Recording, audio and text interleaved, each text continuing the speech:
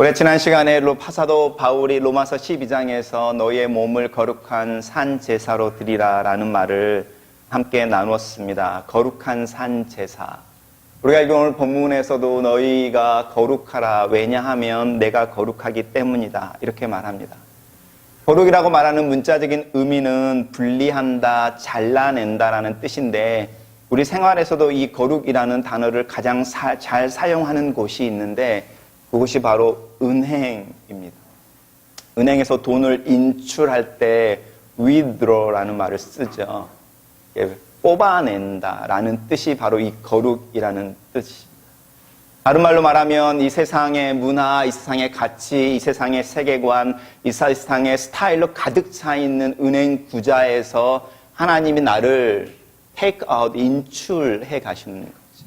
나라고 하는 머니를 그 세상이라고 말하는 은행 뱅크에서 당신이 쓰시려고 찾아내서 당신 주머니에 넣는 것이 거룩하다라는 뜻입니다. 그래서 거룩하다라는 뜻은 필연적으로 분리되어지고 뽑아져서 누군가의 소유가 되어지는 것인데 우리가 읽은 본문 속에서 하나님이 거룩하시니 너희도 거룩해라 라고 말할 때 이 거룩함의 주체가 예수 그리스도 또 하나님에게 있다는 뜻입니다. 우리가 레위기에서 이 말을 들으니까 되게 어색하겠지만 레위기의 주제가 바로 이 거룩입니다. 제사가 아니고 제사 드리는 방법들을 통해서 어떻게 하나님과 이 거룩함을 누릴 거에 대한 이야기를 하고 있는데 재밌는 사실은 여러분이 레위기를 읽다 보면 되게 지루해서 이렇게 통독을 하기 힘들어 하시잖아요. 우리가 그 연초에 성경을 한번 읽어보겠다 이러면 창세기를 이렇게 읽기 시작하면 이렇게 항구에서 순풍을 만나서 이렇게 룰루랄라 이렇게 낭만적인 여행을 꿈꾸면서 항구를 떠났다가 창세기 출애굽기 지나다가 레위기로 갑자기 가면 레위기를 보통 어떻게 이야기하냐면 통독의 무풍지대 이래서 아무런 은혜도 없고 아무런 바람도 안 불어서 도저히 읽어낼 수 없는 책이라고 말하는데 사실은 레위기는 굉장히 논리적인 책입니다. 그리고 이렇게 악의가 꽉꽉 차여 있습니다. 예를 들어서 속죄제라고 말하면 속죄제에 대해서 정확하게 한 장 아니면 두 장, 세 장에 거쳐서 속건제니 소제니 번제니 이런 제사들을 설명해 냅니다. 근데 재미있게도 우리가 읽은 19장을 여러분이 나중에 집에 가서 찾아보시면 이 19장은 논리라는 건 전혀 없습니다. 오늘 우리가 읽은 본문 속에 하나님께서 모세에게 이르러 이스라엘 모든 백성들에게 명해라 너희는 거룩하여라 왜냐하면 내가 거룩하니까 라는 말 그 다음부터 나오는 이야기들은 퍼즐 조각들입니다. 아무런 상관도 없는 말들이 17장 안에 가득 차 있습니다.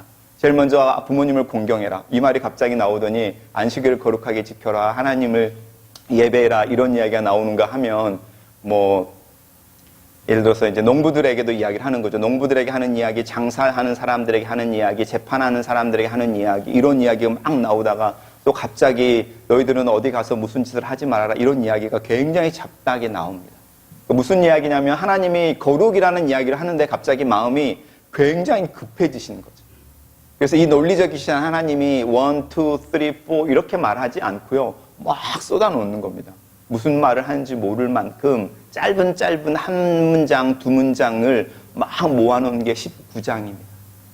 그 19장에 모아져 있는 이야기들을 들어보면 우리가 어떻게 하나님 앞에서 거룩할 수 있을까라는 이야기를 합니다. 19장을 여러분이 자세히 읽어보시면 우리가 알 수 있는 것, 거룩이라는 단어를 이야기할 때 제일 먼저 예를 들어서 농부 이야기 해보십시오. 농부의 거룩에 대해서 하나님이 이야기하시는데 농부의 거룩은 씨를 뿌리기 전에 목사님을 불러서 예배를 드리고 들판을 축복을 구하는 것이 농부의 거룩이 아닙니다. 농부의 거룩은 언제 증명이 되어지냐면 추수할 때에 자기의 밭의 한 기퉁이는 추수하지 않는 행위 속에서 농부의 거룩이 증명이 됩니다. 그리고 추수하는 중에 밭에 떨어져 있는 곡식들을 줍지 않는 것. 그래서 그 동네에 있는 가난한 사람들과 레퓨지들이 와서 그 곡식을 주워다가 겨울을 날 수 있도록 넉넉하게 남겨두는 것이 농부의 거룩입니다. 우리가 알고 있는 거룩은 다르죠. 교회에서 거룩을 이야기할 때 여러분 몇 시간이나 기도하십니까? 교회에 얼마나 열심히 참석하십니까? 주일 성수는 잘하고 계십니까? 11조는 잘 내고 계십니까? 여러분 성경을 몇 번이나 읽으셨습니까? 라고 말하는 종교적인 액티비티를 이야기하는 것이 아니고 농부의 거룩은 그가 추수할 때 주변의 가난한 사람들을 위해 얼마나 많이 남겨두느냐에 있습니다. 장사하는 사람들에게 말합니다. 장사하는 사람들의 거룩은 어디에 있냐 하면 첫째, 종업원들의 임금을 밀지 마십시오.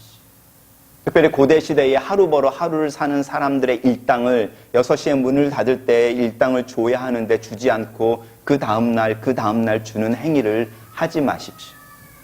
종업원들에게 페이첵을 주는 그 순간이 당신이 비즈니스 하는 사람으로서 거룩한 순간입니다. 이렇게 말하는 겁니다. 그럼 생각해 보십시오. 왜 이 주인이 종업원에게 일당을 주지 않고 그 다음으로 미룰까요? 지금 같으면 그 양이 많으면 어디 은행에 넣어놔서 1차라고 말하는 하루 만에 이익이라도 이자라도 수익을 얻을 수 있겠지만 그래봐야 한 5만 원, 8만 원인 거죠. 근데 그것을 주지 않아서 그 사람으로 하여금 하루를 굶게 만드는, 그 가족으로 하여금 하루를 굶게 만드는 이 고용주의 의도가 어디에 있을까요? 내 말 잘 들으라는 거죠. 네가 누구 때문에 먹고 사는지 기억해라라는 거죠. 비즈니스하는 사람들의 그 거룩은 그들의 입에서 나오는 하나님, 성경의 말씀, 그리고 교회 액티비티 속에 있는 것이 아니라 자신들에게 일하고 있는 이들이 먹고 살 수 있도록 책임져 주는 그 행위 속에 있다는 겁니다. 또 거래하는 사람들은 물건을 팔 때와 살 때에 같은 저울추를 써서 물건을 떼오는 가격에 이익을 정확하게 남겨서 그만큼 팔라는 겁니다. 떼올 때는 싸게 떼오고 팔 때는 지나치게 많이 팔면 거룩하지 않다라는 겁니다. 재판하는 사람들도 마찬가지죠. 재판하는 사람들은 재판할 때 그 사람의 백그라운드나 직업이나 학연인이 지연인을 살피지 않고 공정하게 재판하는 것이 그 사람의 거룩입니다. 라는 이야기를 하는 겁니다. 근데 이런 거룩을 이야기하면서 재미있는 것은요, 정확하게 바운드를 정해놓지 않는다는 거죠. 예를 들어서 농부에게 모퉁이를 떼어 놓으십시오라고 말했는데 얼마만큼이요? 라는 말을 하지 않는 겁니다. 그럼 제가 농부인데, 믿음이 별로 없는 농부인데 그래도 거룩할 수 있는 것은 제 기퉁에서 1m 떼어놓는 거죠. 1m 이렇게 동그라미 해서 그만큼 떼어놔도 농부로서의 거룩함이라는 것. 어떤 사람이 10m를 떼어놨습니다. 1km를 떼어놓았습니다. 거룩이라고 말하는 것은 어떤 과정인 거죠. 거룩함이라고 말하는 것이 마침표가 딱 끊어지는 것이 아니라 하나님이 보시기에 퀄러티가 거룩함이라고 할 때에 퀀터티라고 말하는 그 양을 평가할 수 있다는 겁니다. 믿음이라고 말하는 faith가 퀄러티라고 이야기할 때 그 퀄러티 이면에 들어가면 하나님이 보시는 퀀터티가 있어서 때로는 이 믿음이 작은 이런 표현을 쓰는가 하면 내 믿음이 크도다라고 말하는 내용이 있다는 겁니다. 하나님은 우리에게 오늘 오후에 우리에게 말씀하는 것은 너희들이 거룩해야 돼라고 말합니다. 그리고 여러분 학생으로서 어떻게 거룩할 수 있을까요? 성경이 말하지 않고 있습니다. 목사로서의 거룩은 과연 어떤 것일까요? 성경이 말하지 않습니다. 가정주부로서 특별히 오늘날 우리가 가지고 있는 다양한 직업군들 속에서 성경의 원리들을 찾아가면서 이 거룩이라고 말하는 구체적인 원리나 원칙을 적용하기가 굉장히 힘듭니다. 그래서 우리가 이렇게 모였을 때에, 교회로 모였을 때에 함께 논의를 할 수 있는 거죠. 목사의 거룩은 이런 것입니다. 사도 바울에게 말하죠. 우리의 몸을 거룩한 산 제사로 하나님께 드려서 이 거룩한다고 말하는 삶을 살아갈 때에 우리가 결국은 하나님의 뜻을 분별할 수 있을 거라는 겁니다. 내 삶에서 일어나야 되는 거룩, 자녀로서 아니면 아버지로서 아니면 목사로서 남편으로서 드러나야 하는 거룩의 모습들이 시대가 가면서 조금씩 달라질 수도 있겠다는 겁니다. 그러면 이 시대의 거룩은 무엇일까? 특별히 나에게. 근데 분명한 것은 내 거룩은 내가 행하는 종교적인 액티비티 속에 있지 않고 내가 살아내는 삶 속에 있습니다. 그러면 우리가 말하는 기도나 성경을 읽는 것은 우리에게 어떤 도움이 될까요? 한번 생각해 보십시오.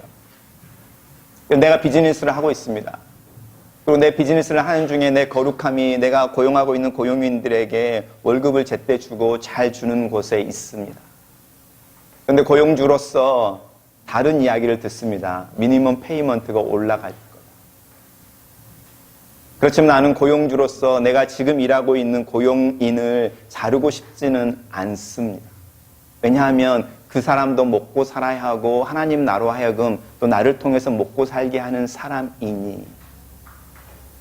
그런데 보이는 거죠. 뻔히 바텀라인이. 그거 올라지는 미니멈에도 불구하고 내가 똑같은 숫자의 고용인들을 데리고 있을 때에 순수익은 없어져 버리는 거죠. 그러면 우리가 무엇을 해야겠습니까? 기도해야 되죠. 말씀을 읽고 그럼에도 불구하고 하나님이 약속하시는 약속을 발견해내야 되죠. 기도하는 순서가 달라졌죠. 우리가 거룩을 추구하는 중에 하나님의 도우심이 필요한 영역이 있습니다. 내가 학생으로서 공부하기 위해서 열심히 주변에 내게 주어진 삶의 거룩이라고 말하는 내가 하나님과 씨름하면서 정해놓은 라이프 스타일이 있는데 마음을 정해서 내가 이런 삶으로 대학생을 하겠다고 하나님 앞에서 약속한 것이 있을 때에 그렇게 살아가려고 할 때에 그런 것들이 자연스럽게 이 세상의 사람들이 보기에는 손해로 나타난다는 겁니다. 주일날 아침에 와서 찬양팀을 하고 청년부 모임을 하고 저녁에 6시에 간다고 생각해 보십시오. 교회에서 일요일날 4시간, 5시간 보내는 거 굉장한 허비일 수 있습니다. 치열한 경쟁 속에서 특별히 시험이 다가오고 이럴 때. 그런데 내가 하나님 앞에서 주일날 예배를 드리고 말씀을 배우기로 결심을 하고 그렇게 살아가는 것이 내 대학 시절에 하나님과 약속하는 내 거룩의 모습입니다. 라고 마음을 정했습니다. 그러면 그 빈틈을 어떻게 채워야 할까요? 거기에 하나님의 개입이 들어와야만 채워질 수 있는 거죠. 그 빈틈이. 그러니 기도할 수밖에 없는 겁니다. 다른 아이들이 어떤 방법으로든 간에 치팅을 하면서까지 좋은 성적을 얻으려고 할 때에 나는 그렇지 않아서 더 낮은 학점을 받더라도 내 미래가 여전히 괜찮을 거라는 확신이 있어야 되잖아요. 그 확신이 어디서 올까요? 그러니 말씀을 읽어야 되는 겁니다. 하나님 앞에 나아가서 기도하고 예배하고 말씀을 듣고 읽고 그 약속을 붙잡는 행위가 내가 거룩하게 살기 위해서 이 세상으로부터 분리되어져 있어서 이 거룩하게 산다는 삶 자체가 내 인생의 마이너스처럼 느껴지는 순간순간이 있을 때에 그 마이너스들이 하나님 앞에서 절대로 마이너스가 아니다라는 신앙 고백을 계속해내야 하는데 고백을 우리 힘으로 할 수 없으니 하나님 내가 이 신앙 고백을 멈추지 않게 해주십시오. 도와주십시오라고 기도할 수밖에 없는 거죠. 그리고 내 삶에 주님이 주시는 복이 넘치길 원합니다. 그래야 나와 함께 관계를 맺는 사람들을 더 섬길 수 있으니. 이렇게 나아가는 것이 거룩과 우리가 말하는 종교적인 액티비티들과 연결되어져 있는 삶입니다. 사도 바울은 말하기를 또 우리가 읽은 성경에서 말하기를 거룩해라. 거룩하기 위해서 기억해야 될 것은 너희는 이 세상에서 인출되어져 하나님의 손에 들려져 하나님이 쓰려고 하는 돈과 같은 존재들이라는 것을 기억해야 합니다. 그러니 하나님이 원하시는 방법으로 쓰여져야 하는데 하나님이 원하시는 방법으로 쓰여지기 위해서 너의 마음에 셋해야 되는 게 있다는 겁니다. 마음을 정해야 되는 것. 그것이 거룩의 시작이다. 그래서 그 삶을 살아가려고 할 때 너희들은 필연적으로 이 세상의 문화와 물결을 거슬리게 될 터이니 너희들이 느끼는 압력은 장난이 아닐 것이다. 모든 사람들이 앞을 향해서 가고 있는데 나 혼자만 반대길로 가고 있는 듯한 느낌을 수도 없이 받을 것이다. 그럴 때 너희는 기도하고 하나님의 말씀을 읽어 약속을 붙잡고 함께 모였을 때 선행을 격려하고 권면하고 우리가 지금 소비하는 것처럼 보이고 손해처럼 보이는 이 모든 것이 하나님이 오시는 하나님의 나라에서는 다 플러스 요인으로 하나님이 기뻐하시는 하나님의 얼굴에 환한 미소를 만드는 행위이니 우리 절대 멈추지 말자. 계속 가자. 이렇게 격려하는 것이 교회를 이루는 모습이라는 겁니다. 우리가 이렇게 교회로 모였을 때에 오늘 우리가 하나님 앞에서 거룩한 모습으로 설 수 있는 것이 무엇일까요? 하나님이 행하셨던 일들을 애써서 찾아보는 겁니다. 그리고 우리가 왜 여기서 앉아있고 숨을 쉬고 예배할 수 있는지 그리고 이 낯선 오타와에 와서 옆에 얼굴을 돌아보면 그래도 손을 잡을 수 있는 내 눈에 있는 눈물을 잠깐이라도 보여줄 수 있는 그런 이들이 내 옆에 앉아 있는 것에 대해서 감사하는 것. 오늘의 거룩. 우리 이따 예배 끝나고 친교하실 때에 그 거룩한 친교, 또 마음을 나누고 격려하고 또 함께 만나 교회를 이루게 하시는 것에 대해서 감사하는 그 거룩의 친교가 넘치면 좋겠습니다. 같이 기도하겠습니다. 살아계신 하나님, 저희들을 종교적인 액티비티들, 또 사람들에게 보이는 우리들의 가면의 모습 속에서 우리를 종교적으로 치장하지 않게 도와주시옵소서.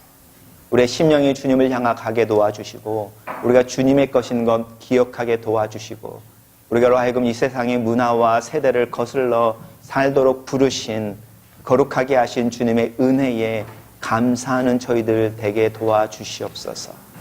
그래야 이 감사를 살아낼 때에 이 감사가 우리의 삶의 실제가 되게 도와주시고 거룩이 우리의 삶의 경험되게 도와주시옵소서. 이 과정 속에 지혜 없음을 인하여 기도할 때에 지혜를 주시옵소서. 능력이 없음을 인하여 기도할 때에 능력을 주시옵소서. 가난하여 손이 없어 도울 수 없는 안타까운 마음에 기도할 때에 하나님 저희의 손에 주님의 은혜와 복을 채워 주시옵소서. 함께 있어 격려하고 울 수 있는 그 여유로운 마음이 없어 기도할 때에 하나님의 마음 주셔서 우는 자와 함께 울고 기뻐하는 자와 함께 기뻐할 수 있는 그 넉넉한 마음 만들어 주시고 변화시켜 주시옵소서. 그런 모습 속에 하나님이 어떤 분이신지 우리의 삶 속에 나타나게 도와주시고 더불어 교회를 이루며 더불어 아이들을 키우며 더불어 이곳에 뿌리를 내리기 위해 씨름할 때에 서로 선행을 격려하고 기도하며 손을 잡고 한 걸음 한 걸음 걸어나가는 저희 교우들 되도록 축복하여 주시옵소서. 예수님 이름으로 기도했습니다.